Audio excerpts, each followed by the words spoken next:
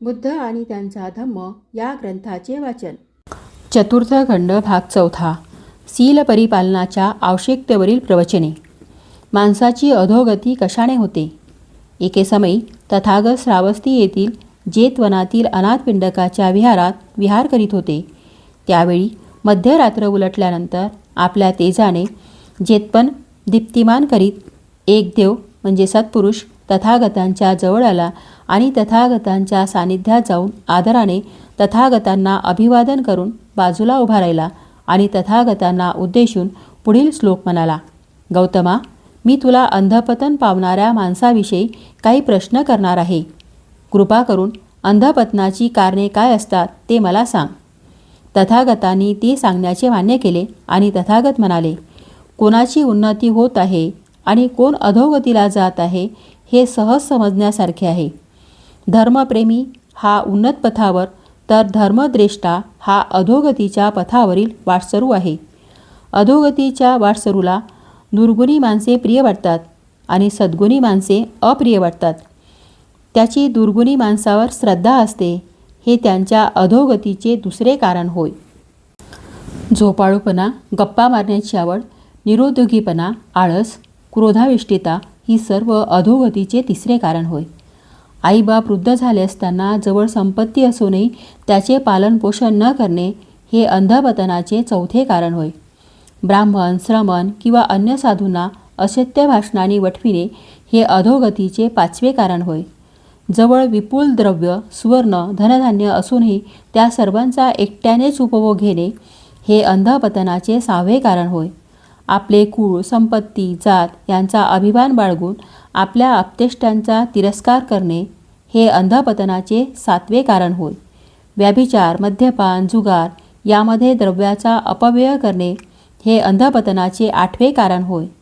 स्वस्त्रीमध्ये समाधान न पावता वेश्या, गणिका आणि परस्त्रिया यांचा समागम करणे हे अंधपतनाचे नववे कारण होय. असंयमी उधळी स्त्री अथवा पुरुष यांच्या हाती आपल्या व्यवहाराची सत्ता देणे हे अंधपतनाचे अकरावे कारण होय. जवळची साधने अल्प असूनही क्षत्रिय कुळात जन्म झाला या जोरावर अफाट महत्त्वाकांक्षा आणि सार्वभौमत्वेची इच्छा बाळगणे हे अंधपतनाचे बारावे कारण होय. हे कुलोत्तम देवा, ही सर्व अंधपतनाची कारणे आहेत.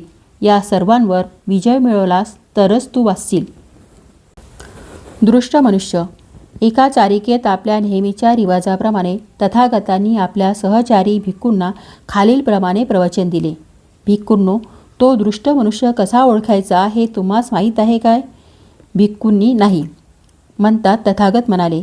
तर मग तथागत तुम्हाला दृष्ट माणसाची लक्षणे सांगतील. दृष्ट मनुष्य न विचारता दुसऱ्याचे दोष दाखवितो आणि त्याला दुसऱ्याबद्दल विचारले तर मग बघायलाच नको. तेव्हा तर तो दुसऱ्याचे दोष किंवा व्यंगे न लपवता रसाळपणे तपशीलवार सांगू लागतो.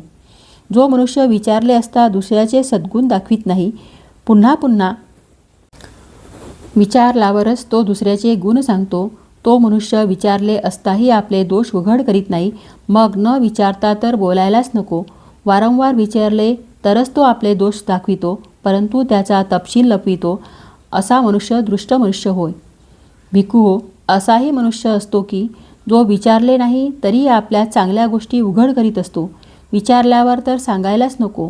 तो अगदी सर्व तपशील देऊन आपल्या गुणांचे भरमसाठ वर्णन करीत असतो. भिक्खूंनो, असा मनुष्य दृष्ट मनुष्य समजावा. सर्वोत्तम पुरुष. एका चारिकेत आपल्या नेहमीच्या रिवाजाप्रमाणे तथागतांनी आपल्या सहचारी भिक्खूंना खालीलप्रमाणे प्रवचन दिले. भिक्खूंना उद्देशून तथागत म्हणाले, जगात 4 प्रकारची माणसे आढळतात. पहिल्या प्रकारचा मनुष्य म्हणजे जो स्वतःचा अथवा इतरांच्या कल्याणासाठी झटत नाही. दुसऱ्या प्रकारचा मनुष्य स्वतःचे हित सोडून दुसऱ्याच्या हितासाठी झटतो.